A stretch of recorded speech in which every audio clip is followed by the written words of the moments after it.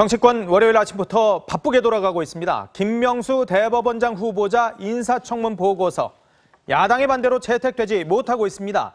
오전에 더불어민주당과 자유한국당 원내대표가 직접 만나 협의했습니다. 국회 취재기자 연결해 보도록 하겠습니다. 지선호 기자, 김명수 대법원장 후보자 인사청문 보고서 채택 어떻습니까? 가능하겠습니까?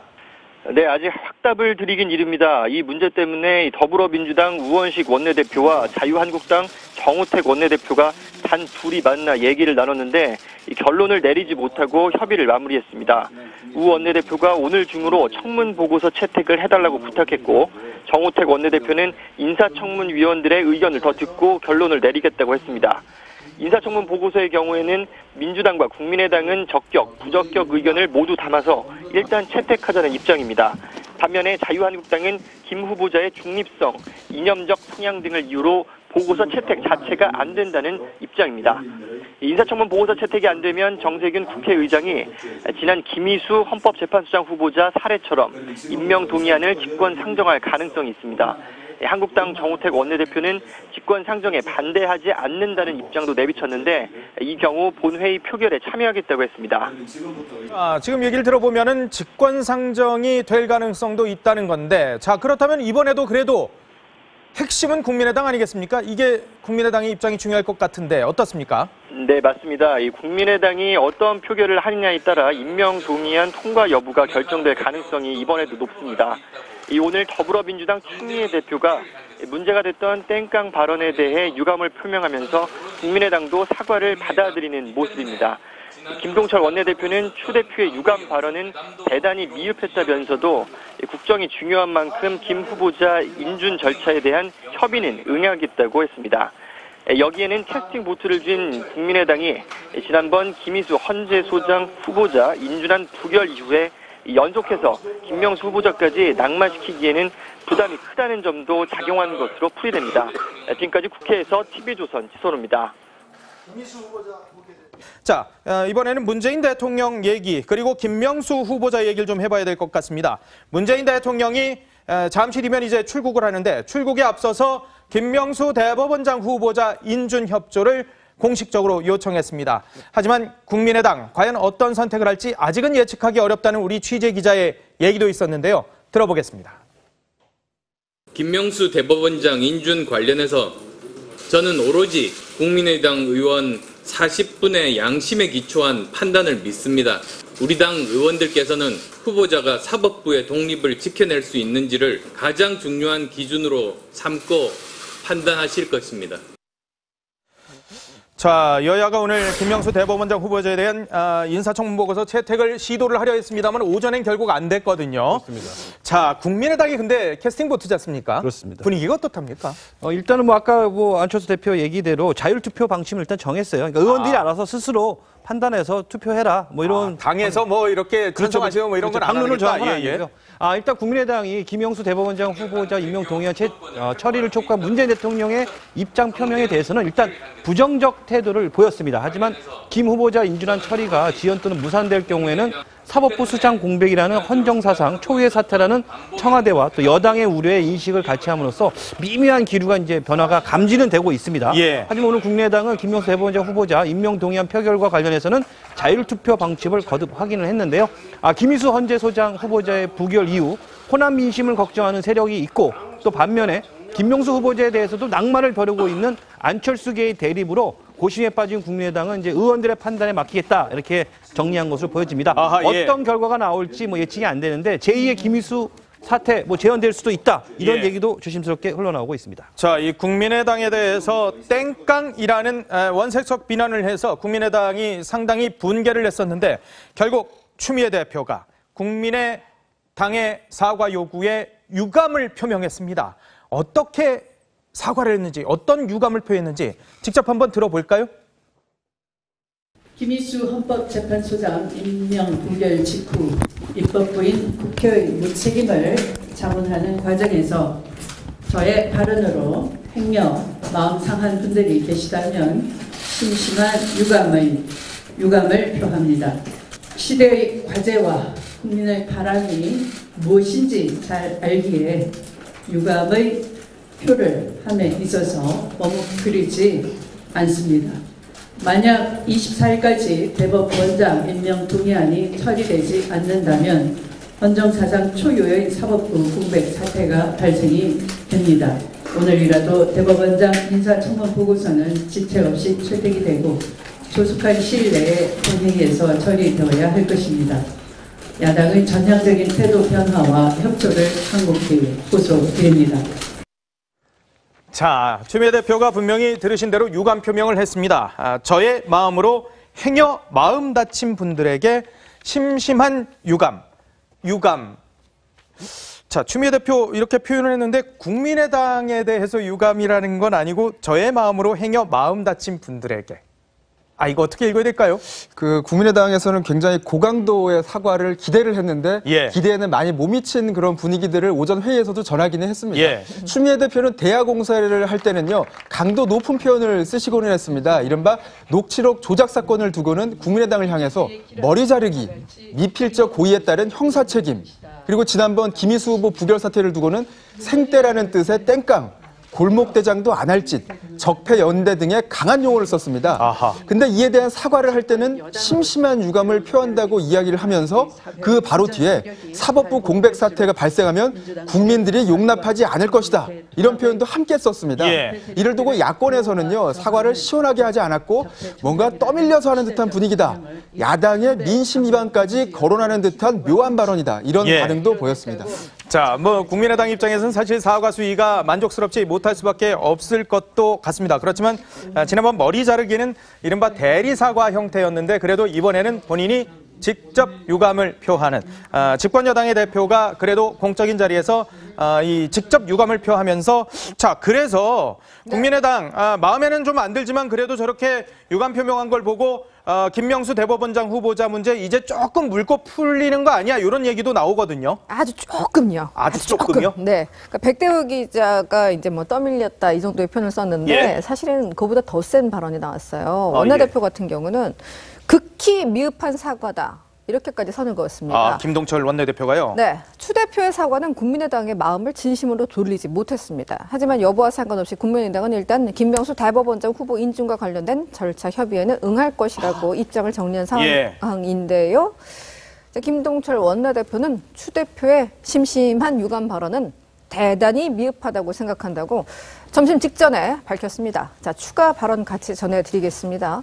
민주당이 그동안 우리 국민의당에게 무슨 적폐연대, 적폐 세력과 환호한 국민의당 이런 여러 가지 표현으로 가격을 한 바 있는데 그렇게 해서 국민의당을 아주 원색적, 도덕적으로 비난한 데 대한 유감 표현으로는 굉장히 미흡하다라고 했습니다.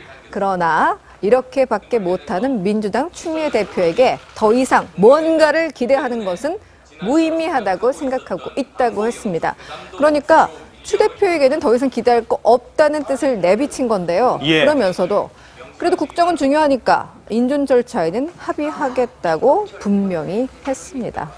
궁금한 거는 김명수 후보자 통과 여부잖아요. 그렇죠. 아까 문승진 앵커께서 정리하신 것처럼 그건 아무도 모르는 상황입니다.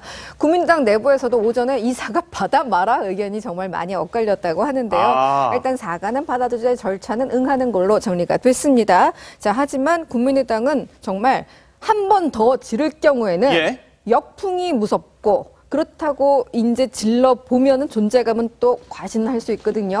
양날의 검 위에서 판단을 내릴 것으로 보입니다. 점심 먹고요.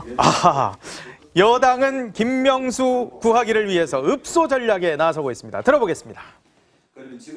국민의당에서 추미애 대표 사과를 요구했던 건데 저도 마찬가지고 앞으로 국회의 협치를 위해서 그런 과도한 발언은 자제하고 가겠다 이렇게 말씀드립니다. 그래서 불편한 관계를 잘 풀었으면 좋겠다 하는 기대를 가지고 있고요. 정우택 대표는 뭐라고 답하셨나요? 오후에 위원들과 만나서 협의를 해보시겠다고 그렇게 얘기를 했습니다. 철 대표님하고는 얘기가 좀 어떻게 되셨어요? 얘기하고 있는 중입니다. 또 만나기로 했으니까요.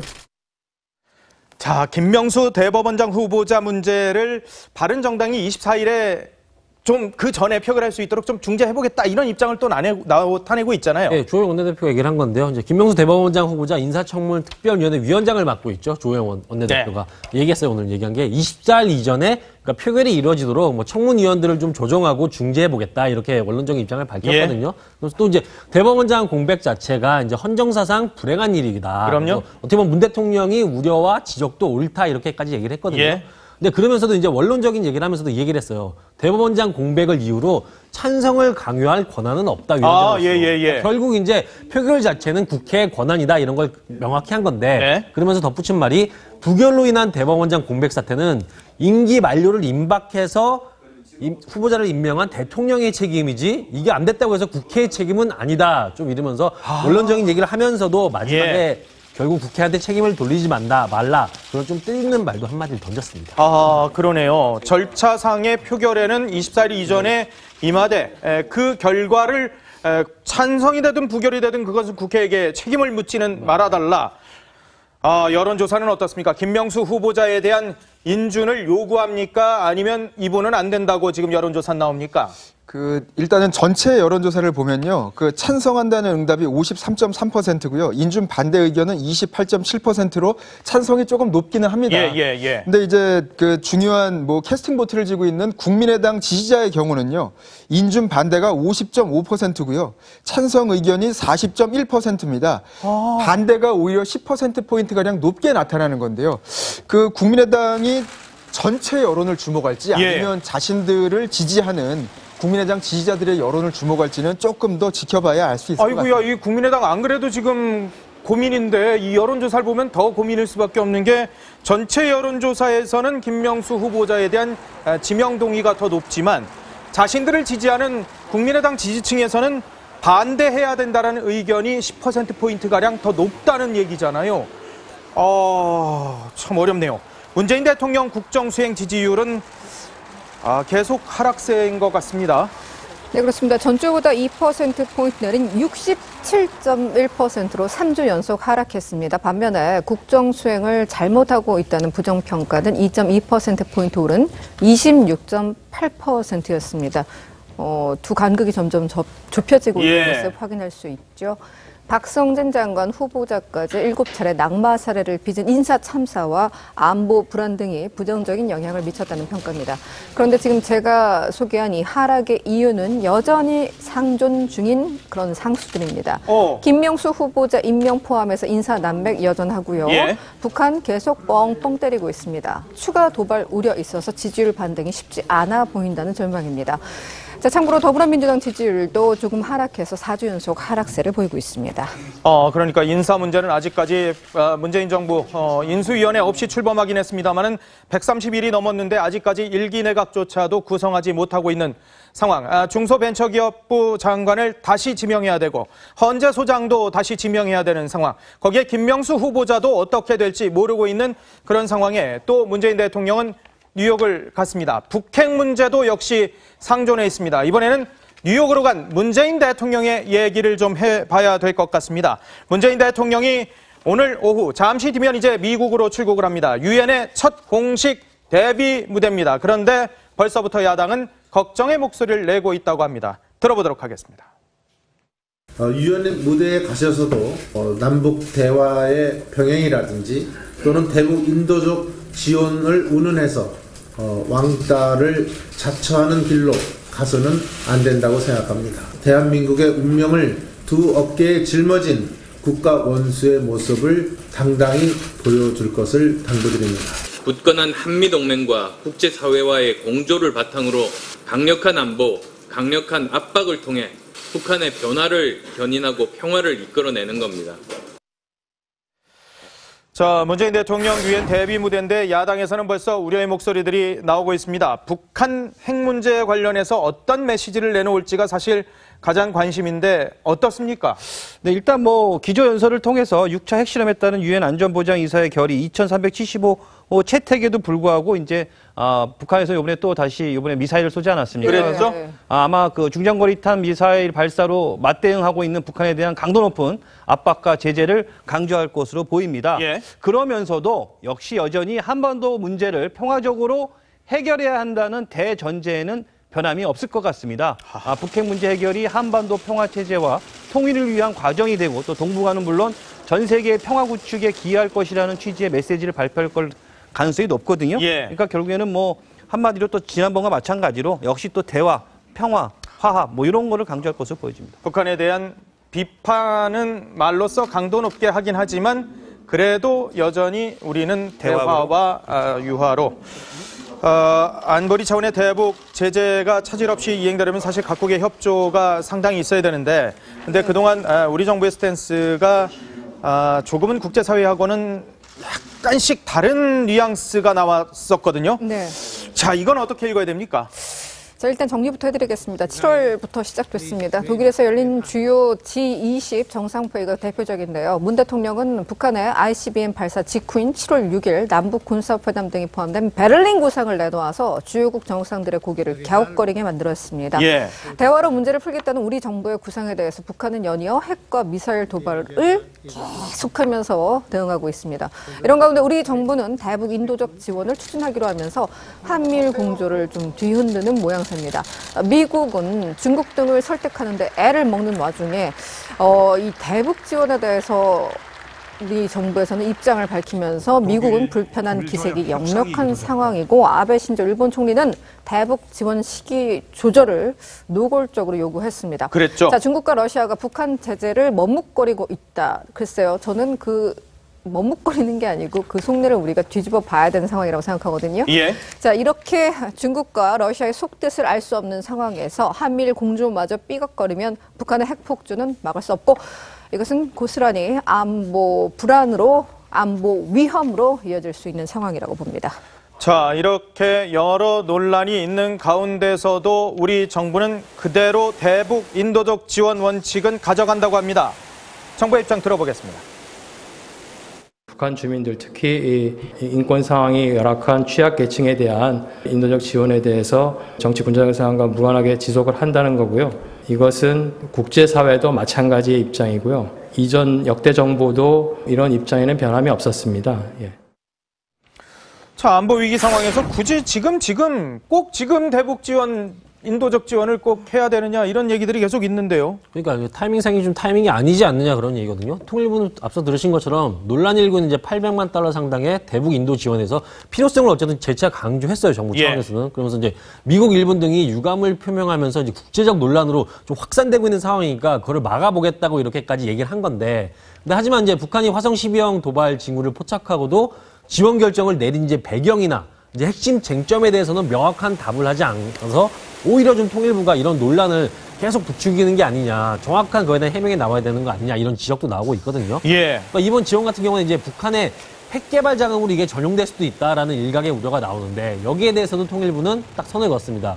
북한 정권을 돕는 게 아니고 안보리 결의나 국제사회의 제재를 훼손하지도 않는다. 이러면서 이전 주장을 그대로 반복을 했어요. 그러면서 앞서 들으신 것처럼 북한 주민에게 지원금이 제대로 전달되느냐, 이러다 또 딴 데로 쓰이는 거 아니냐 이런 문제에 대해서도 국제기구가 이제 철저히 모니터링을 하고 의약품이나 현물로 지원하기 때문에 전혀 상관이 없다라고 일축을 했는데 정치권뿐만 아니라 이제 시민단체나 곳곳에서 계속 얘기 나오는 게 왜 하필 지금 시점에서 이걸 지원해야 되고 명확히 지원해야 될 큰 분위기도 아닌데 왜 $800만 지원하느냐, 부적절하다 이러한 여론이 계속 형성되고 있습니다. 사실 저는 이번에 이제 18일 날 오늘 도착하지 않았습니까? 출발하지 않았습니까? 문재인 대통령이 21일 날 연설이 있습니다. 한 2, 3일 여유가 있죠.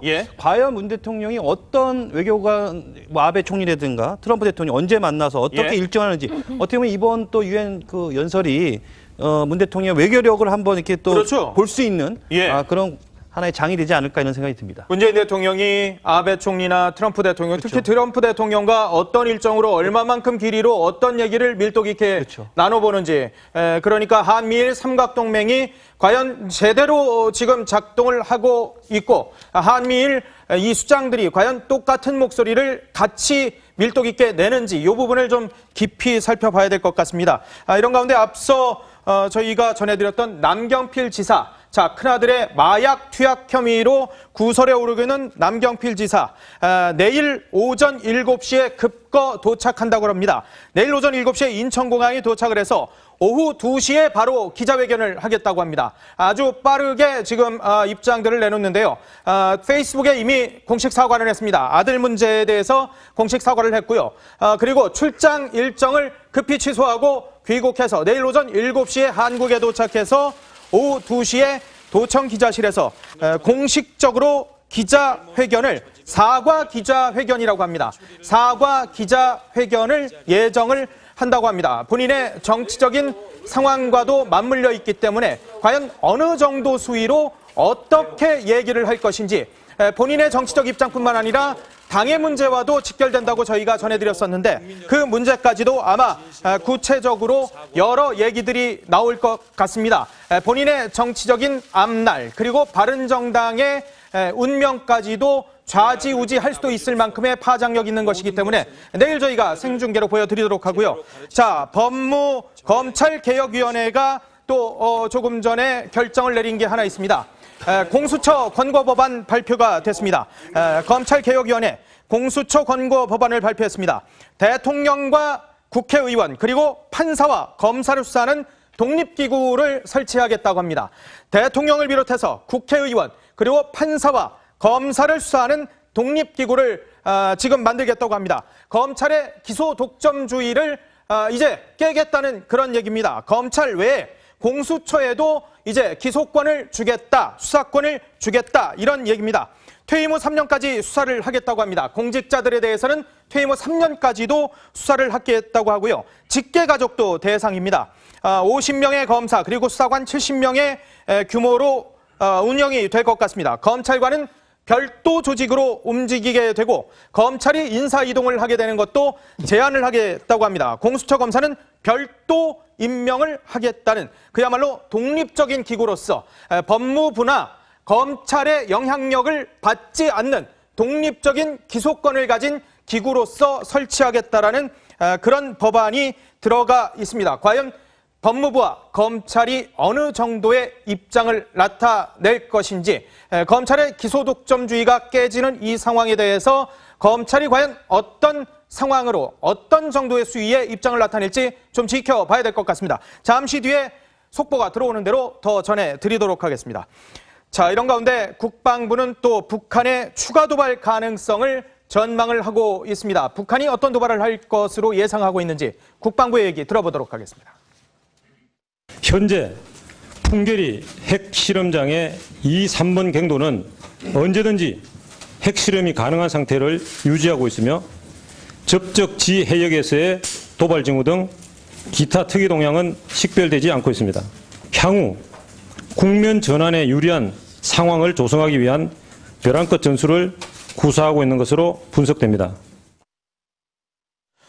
자, 이런 가운데 또 문재인 대통령 작곡가 윤희상 씨 찬양을 거듭거듭 지난번에 김정숙 여사도 독일 가가지고 윤희상 참배를 했는데 거듭거듭 이 두 대통령 부부가 이렇게 직접 추모 행동을 하고 있습니다. 네, 어제 같은 경우 이제 문 대통령이 직접 윤희상 탄생 100돌이 된 날이라는 제목을 해서 시작하는 추모의 글을 SNS에 올렸거든요. 그렇죠? 문 대통령은 거기에 이렇게 밝혔습니다. 많은 사람의 존경 속에 악보위의 선을 자유롭게 넘나들던 그였지만 분단의 선만큼은 끝내 넘지 못했다. 그래서 좀 약간 아쉬운 듯한 마음도 드러냈거든요. 예. 그러니까 윤희상 선생에 대한 문 대통령의 관심은 이번이 처음이 아니에요. 말씀하신 것처럼 지난 7월이었죠. G20 정상회담 참석차 독일에 갈 때도 통영의 동백나무 한 그루를 거기까지 가져가서 베를린에 있는 윤 선생의 묘비 옆에다 심도록 했거든요. 예. 그리고 말씀하신 김정숙 여사 역시 윤희상 선생의 묘소를 직접 참배까지도 했습니다. 아니, 그런데 문재인 대통령이 윤희상 사랑에 대해서 정치권에선 지금 논란이 상당해요. 네, 그렇습니다. 윤희상 씨 세계적인 작곡가입니다. 지난 67년 이른바 동백린 사건에 연루돼서 대법원에서 징역 10년형 판결을 받아서 복역하다가 2년 뒤 특사로 풀려나 독일로 갔는데요. 예. 민간 영역에서 문화계에서 그의 예술 세계를 받들고 기리는 것은 당연하죠. 대단한 아니, 음악 세계에 대해서는 당연히 그럴 수 있죠. 하지만 국군 통수권자인 현직 대통령의 추모 대상이냐 이 문제를 두고는 논란이 충분히 일만합니다. 정치권에서는 북한을 수십 차례 오가면서 독재 체제 찬양한 윤희상에 대한 역사적 평가가 끝나지 않았는데 정부가 앞장서서 면죄부를 주는 것 아니냐는 이야기가 나옵니다. 자, 윤희상은 이런 말을 했습니다. 김일성에게 우리 역사상 최대의 명도자. 김일성한테요? 네. 우리나라 대통령이 아닌 김일성에게 이렇게 운운한 편지를 보낸 적이 있고 예. 김일성 생일 기념곡을 작곡해서 헌정했습니다. 그리고 통영의 딸 아시죠? 신숙자 씨. 예. 그리고 그 두 딸 윤희상의 권유로 북한에 넘어가서 정치범 수용소를 전전하다가 비참하게 사망했습니다. 남편은 탈북해서 이걸 증언을 했는데 한 가족의 인생이 이렇게 철저하게 망가졌는데 이에 대한 상처가 치유되기 전에 면죄부를 주는 것은 다시 한번 생각해볼 문제가 아니냐. 공과 과를 논하기에는 아직 이른 시기 아니냐는 평가가 나옵니다. 윤희상 선생이 예술 세계에 대해서는 뭐 음악가로서 혹은 뭐 한 사람의 자연인으로서 찬양하는 거에 대해서는 자유일 수 있습니다만은 대한민국 대통령으로서 아직 역사적 평가가 그리고 논란이 있는 사람에 대해서 굳이 이런 공개 행보를 하는 것이 과연 옳은 것이냐. 이 부분에 대해서는 퀘스천 마크가 일 수밖에 없습니다. 이 박정희 대통령도 사실 올해 탄생 100돌입니다. 딸인 박근혜 대통령의 여러 과오로 인해서 박정희 대통령과 그리고 또 부인인 유경수 여사에 대한 추모 열기까지도 식어져 있는 그런 상황을 과연 윤희상 선생에 대한 이런 평가와 비교해 볼 때 과연 어떻게 저희가 봐야 될지 그건 역시도 청와대와 문재인 대통령이 좀 숙고를 해야 될 것이 아닐까라는 생각이 듭니다.